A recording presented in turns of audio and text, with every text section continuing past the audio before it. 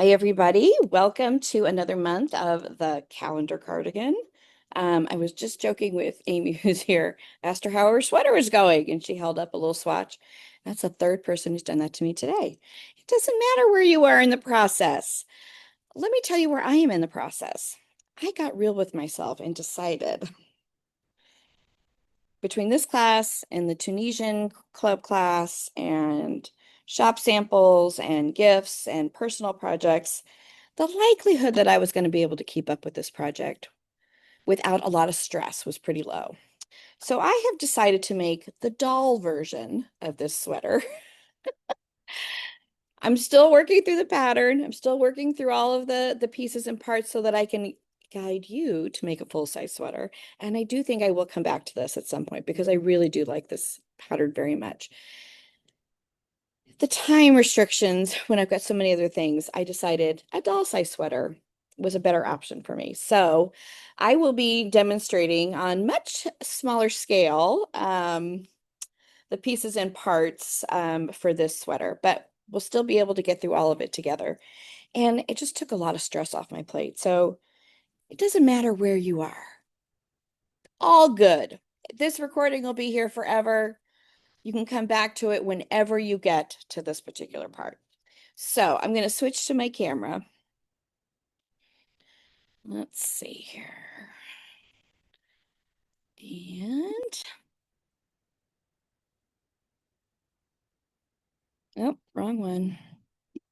Wrong camera. Let's try that again. It's been one of those days. There we go. Okay. So let's get this out. So here is my completed back of my sweater. So I've got, and I tried to keep it mostly in proportion, but honestly, at some point I lost the proportion. So I've got my ribbing, I've got my back, and then I do have my neck shaping here at the top. Okay, so when it comes time to doing the fronts, I'll be able to match it, and we'll be able to do the seaming for this. I don't know what doll it's going to fit, but there it is. So today we are talking about doing the two fronts, and they are just like the back. I've got one started here. You start with the ribbing, you work through your pattern, and you do your right front and your left front exactly the same until it comes to the shaping, which I believe is in 29 rows in, including your foundation row after your ribbing. So a couple of things. So everything is the same. And then next month, we're going to do the shaping of the fronts together. Couple things you should know though. The fronts are not half the width of the back. So when you start chaining and you're comparing, don't let that freak you out. It's supposed to be that way. Remember that if this is the inside, this is going to get an edging here that will help it overlap and bring it in. Okay. So I did a lot of math in trying because I wanted to make sure that I kept this roughly in ratio.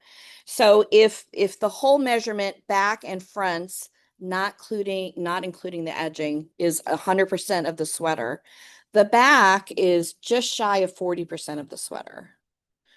And these two parts are just over 30% of this. Each one is 30%. So it's not half of the back. So as you're making it, don't let that freak you out. Okay. Your directions work. I tested all the different sizes just to make sure that the counts are right. Everything is right. Okay. All good there.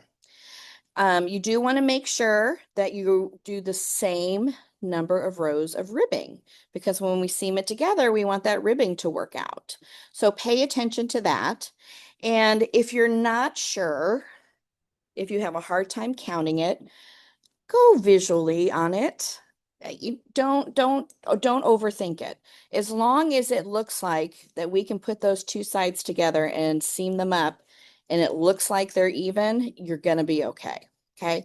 If it's really off, then you know you've got a little bit more ribbing or you've got too much ribbing this way, okay?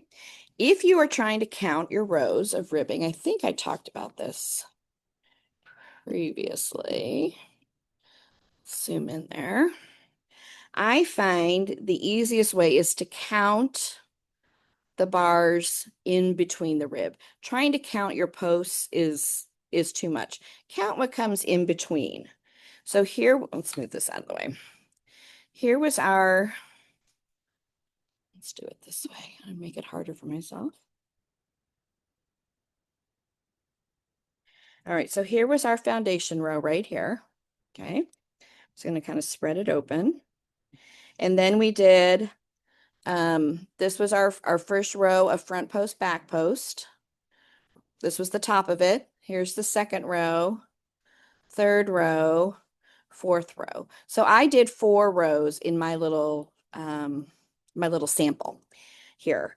But that's how you can count it. Count the crossbars going this way. Much easier to count. And then you can compare it to your main body. So here's my foundation, and then here's my first row. 1, 2, 3, and 4. So I knew that I was matching up, okay? And then again, I lined them up visually, and they're good. So that was the other part I wanted to tell you. All right, the third thing is you're going to work both the fronts exactly the same until it comes to the shaping. And then the shaping will be different on the left side than it is for the right side. And that's what we're going to work on next month is the shaping for the fronts. So if you are keeping up or if you're watching this later and you want to be ready for the next video, have your fronts done through, I'm just looking at our pattern here. Also, don't forget, if you did your ribbing on a smaller size hook, which I did, don't forget to change back to the smaller size so that your ribbing matches. And then you're going to work 29 rows. Let me zoom in. 29 rows, including the foundation row of the stitch pattern. So not including the ribbing, but for your stitch pattern, you have as soon as you were done with the ribbing, you did a foundation row, and that's the first row. And then for a total of 29 rows, having both sides done. If you have one side done, fine. You'll get the idea of the shaping, and then it gets reversed for the other side. But you'll get the idea of it. So you'll do right front, and then you're going to stop. And then you're going to go over here to left front, and it says work as right front to the same place. Okay, so that's where we'll pick up next time. So you have a whole month if you're doing this live with us. And the fronts up until this point are exactly like the back. Same stitch pattern, just not as wide as wide across. If you're still working on your back, if you want to switch over to the front and feel what a shorter row feels like, it's very liberating. I encourage it. Take your hook out, start a new ball of yarn, and start one of your fronts. You'll really feel like you got a sense of accomplishment because the back is a little long. The fronts, much shorter rows going across. Okay. And that's really, those are my tips and tricks for this week, just to keep you focused, or this month to keep you on there. Amy, did you have any questions? It doesn't even have to be about this. It could be about anything on the pattern. No, I'm kind of cheating a little bit because I want to do my ribbing in a different color Oh, than the main gotcha. body. Fine. So I'm You're in going to add the ribbing. the color I ordered, I don't like. Okay. So yeah, I'm gonna assemble probably the whole thing and then do the ribbing at the very end. Absolutely fine. 100%. I mean, I think I've done enough in Yeah. my lifetime to figure that part out. And if you need help, we're here for you. Not a problem at all. Yep. It's a great way to do it. That'll be really cute to do it in a separate color. Are you going to do the edging then in that same different color? Um, yeah, it'll the ribbing and the edging along the front will Right. be in the different color, and then the ribbing on the pockets Oh, nice. also Yes. in the alternate color. Fine. Perfect. Very good. That's my goal. Yeah, it's always good to have a goal. Excellent. So, like I promised, a very short 8-minute class. Wow.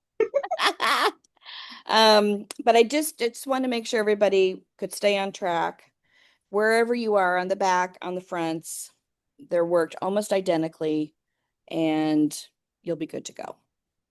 So we'll pick it up next time and we'll do the shaping around the front.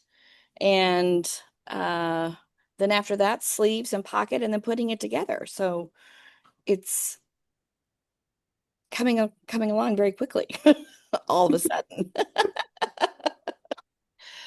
So that's all I've got for today.